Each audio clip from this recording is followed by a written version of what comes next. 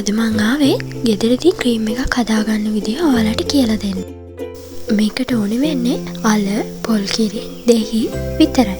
ගිනි ගණන් දීලා ක්‍රීම් ගන්නවට වඩා මේ වගේ ක්‍රීම් එකක් ලේසියෙන්ම ගෙදරදී හදාගන්න පුළුවන් නම් කොච්චර හොඳයිද?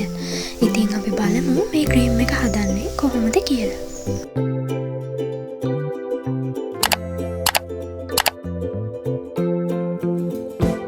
ඉතින් අපි මුලින්ම හොඳ අල ගෙඩියක් අරගෙන ඒක සුද්ධ කරලා ඊට පස්සේ මේ වගේ කෑලි කෑලි වලට කපා ගන්න ඕනේ. අපි මේ විදිහට අල ටික කපාගෙන පොල් කිරි වලින් තම්බ ගන්න තමයි හදන්නේ. මේ පොල් කිරි වලට පුළුවන් අපේ සමේ වියලි බව නැති කරන්න සහ තරුණ පෙනුම රැක ගන්න. ඊට පස්සේ මේ අල ටික භාජනයකට එකතු කරලා ඒකට පොල් කිරි එකතු කරගන්න ඕනේ. මේක දැන් අපි තම්බ ගන්න තමයි හදන්නේ. මේක තම්බ ගන්නේ පොල් කිරි වලින්. මේක අඩු ගින්දරේ තැම්බෙන්න අරින්න. මේක තැම්බෙනකොට මේ කිරි ටික උතුරන්න බලනවනේ. අපි මේ කිරි ටික උතුරන්න නොදී තියාගන්න ඕනේ. ඉතින් මේ තියෙන්නේ තම්බ ගත්තට පස්සේ අපේ අල ටික. දැන් මේ අල ටික බ්ලෙන්ඩර් කප් එකට දාලා බ්ලෙන්ඩ් කරගමු. බ්ලෙන්ඩ් කරන්න කලින් මේකට වතුර මේ සැලි දෙකකුත් එකතු කරගන්න. වතුර දාන්න අකමැති නම් රෝස් වෝටර් උනත් එකතු කරගන්න පුළුවන්. මේ තියෙන්නේ බ්ලෙන්ඩ් කරගත්ත පේස්ට් එක. ඊට පස්සේ මේකට කහ ගොඩි සල්පයක් එකතු කරගන්න. පොඩි ප්‍රමාණයක් එකතු කරගත්තාම ඇති.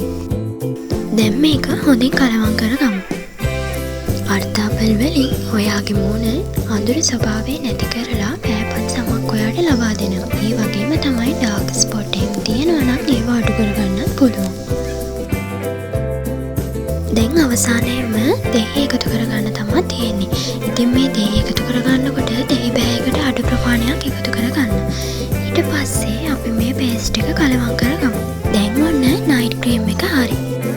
මේ ක්‍රීම් එක ඔයාලට සතියක වගේ කාලයක් තියාගන්න පුළුවන්. හැබැයි ශීතකරණයේ දාලා තියන්න ඕනේ. ඉතින් මේ ක්‍රීම් එක හරහා ඔයාට පුළුවන් ඔයාගේ සම පෑපත් කරගන්න.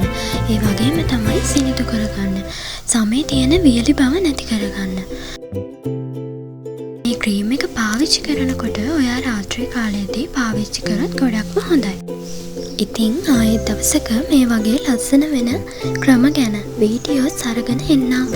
ඉතින් ඒ නිසා ඔයා මගේ channel එක subscribe කරලා නැත්නම් subscribe කරලා තියාගන්න. මේ වීඩියෝ එක ඔයාට වැදගත් වුණා නම් කමෙන්ට් එකක් දාගෙන යන්න අමතක කරන්න එපා.